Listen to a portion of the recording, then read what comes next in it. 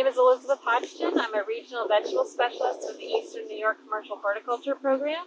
And today we're at Hub on the Hill in Essex, New York, in Essex County in the northern part of our Eastern New York region. And it's my pleasure today to introduce you all to Jori Weikin of Hub on the Hill. Thanks for coming, Jori. You're welcome, and welcome to the Hub, and I'm glad to have you here. And so, Jori, I was wondering if you could just tell our viewers a little bit about the history of the Hub. How did this business start up? What was your inspiration? So we came to this area about 10 years ago to help with a farm down the road, and recognized that there was room for support around agriculture and farm and food. And I dug in to different projects. I helped at different farms in the community.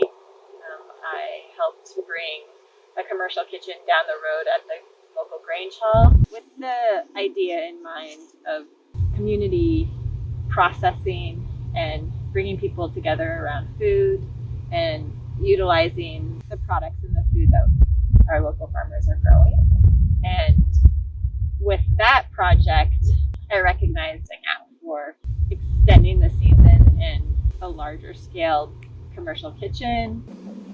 So can you tell us a little bit about some of the services that you provide for growers? You mentioned that there are kitchens. How do you help with processing? So we offer a few different options.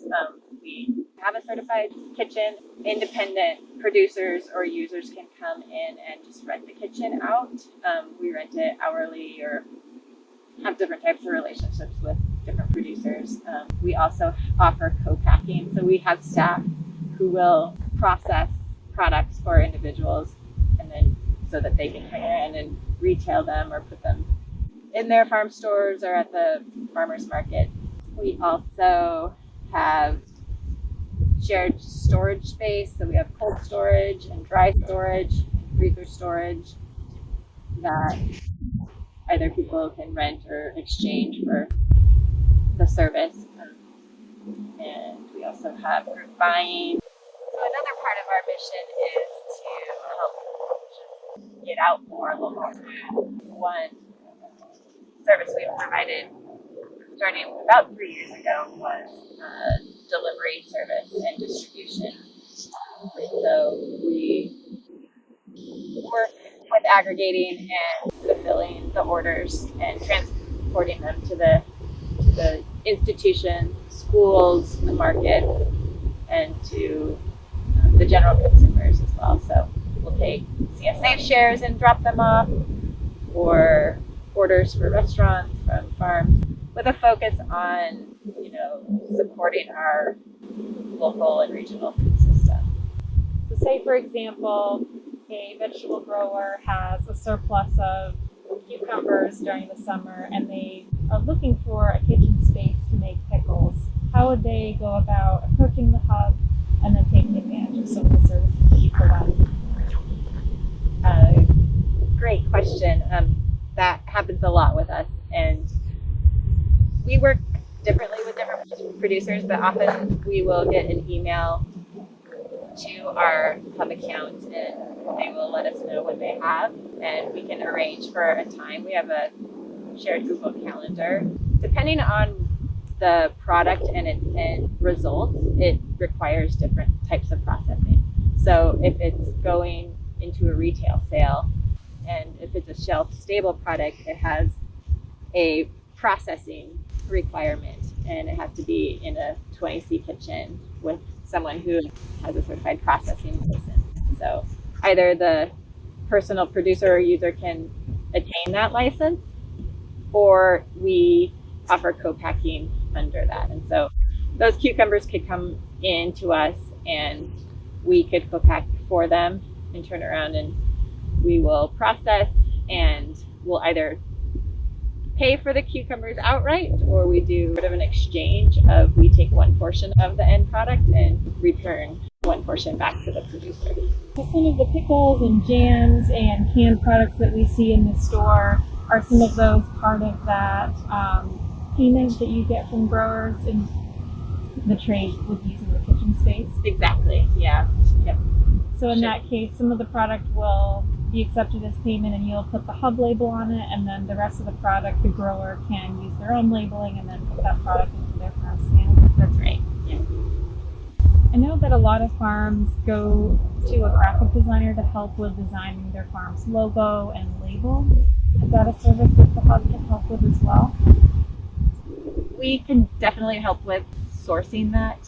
We've been working with a few different graphic designers and have the ones that we've been working with regularly, and the software and the printing and the labels that also happen here as well.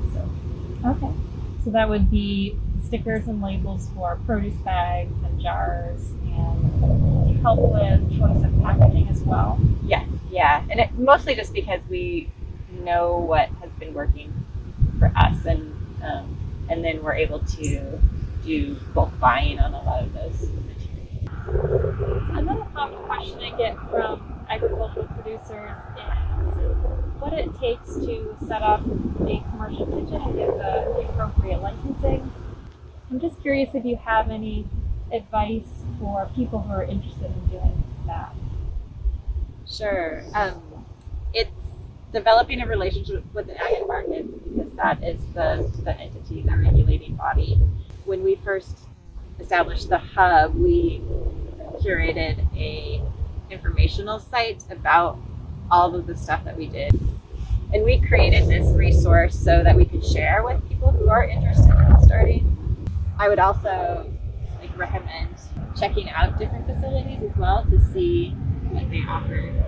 But developing that relationship with your local inspector is pretty key. And yeah, and it just sort of depends on scale. Advice that was given to me is, start small and, grow with your needs, and especially if you're just going out. But also to look out and see what is in your community and, already, and see if there are other, potential facilities that you can utilize or share. Can you tell us a little bit about the expansion of the Hub over the years, and when did you know it was time to expand? So it started out with just pretty much me doing everything, and I was able to hire a kitchen manager first thing to help take that aspect on.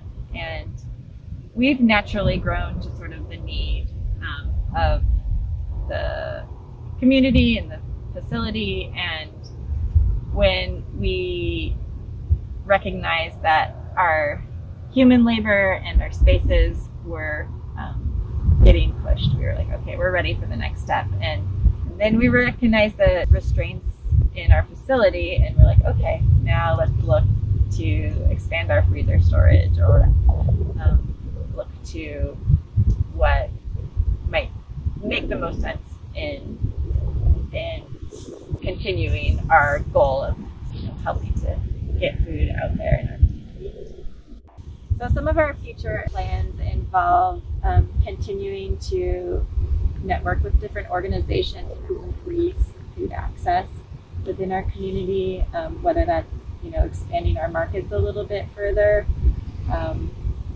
whether it's into local shops or food pantries, new schools, as well as more consumers. I think last time you spoke, you mentioned that you'll be putting together an online inventory. We are currently working on an online platform for consumers and producers to be able to offer products in one spot, and allow for different relationships, whether you're a wholesaler or a retailer, to be able to come to one site and access the local food. So I look forward to seeing all of those future plans come into place in the upcoming years. Thank you so much for telling us all about the Hub.